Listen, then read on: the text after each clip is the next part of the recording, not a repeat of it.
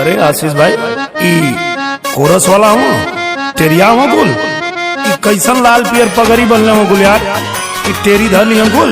अरे भैया आप गाँव में कोनो दिक्कत ना तने भैया जोगीरा का सुनाओ लगता।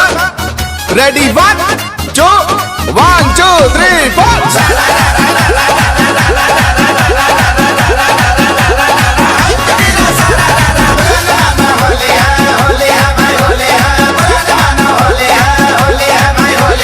होली में सूचना जारी बा बम बम करत पिचकारी बा। होली में सूचना जारी बा निरहुआ से बढ़िया के सारी बा।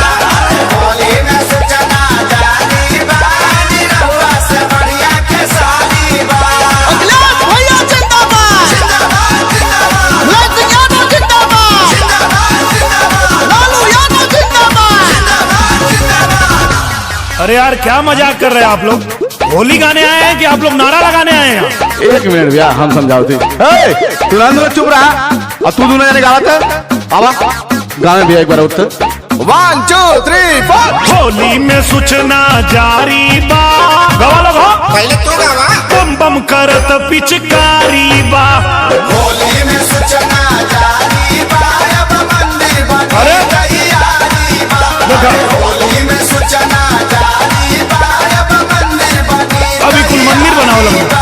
नरेंद्र मोदी जिंदाबाद नरेंद्र मोदी जिंदाबाद। भाई साहब जो मैं गा रहा हूँ वो गाइए ना आप लोग। कोरस करने आए हैं तो कोरस करिए। ए निरहु सुना तू अपन गावा हम अपन गावल जाई समझला। सही कहले भैया। अरे भाई ऐसे नहीं होता है जो गायक गाता है वही कोरस वाले गाते हैं। गाओ ले भैया। होली में ममिला पलट गइल बाटे। अरे यार आप लोग को समझ में नहीं आ रहा है जो भैया गा रहे हैं वो गाइए। अरे साड़ी रंगाई रंगाई जाई साया।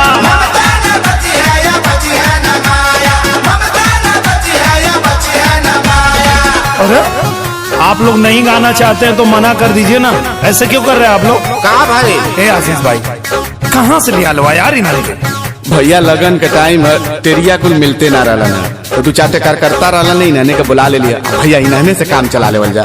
ए जौन भैया गाओ तुम तौन गाओ यार लगला टेढ़ हुए लोग गाओ ले भैया। रंगे के अरे रंगे के फूल तैयारी बा बम बम करत पिचकारी बा। जम्मू से हटल बीमारी बा अब कपियो के बारी बा। अरे जम्मू से हटल बीमारी बा अब कपियो के बारी बा। बहन मयती जिंदाबाद अखिलेश भैया जिंदाबाद। अरे यार अभी कहा। अरे भैया यही में तो गठबंधन वाला भी हम।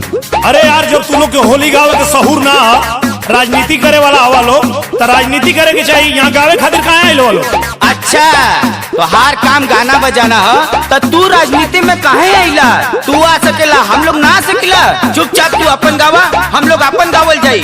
अरे भैया आप गाँव हम इन्हने को उड़ा दे।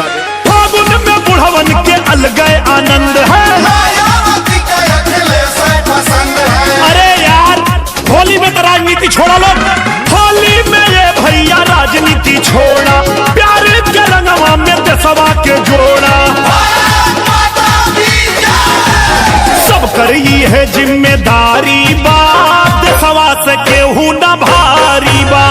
हिंदुस्तान जिंदाबाद हिंदुस्तान जिंदाबाद राहुल बाबा जिंदाबाद। जय महाराष्ट्र हमारा देश प्रोग्राम चल बे ममता दीदी जिंदाबाद। बाबा साहेब कमल रहे।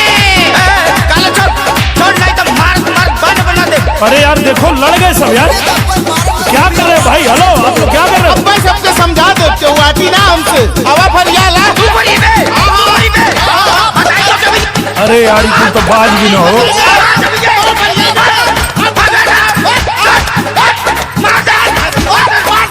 ए आशीष भाई जब तो के कायदे का टेरिया मिल जाए ना तो हमके बोले यहाँ गावे खातिर अब हम जाते हैं। बाज भी न कुल यार।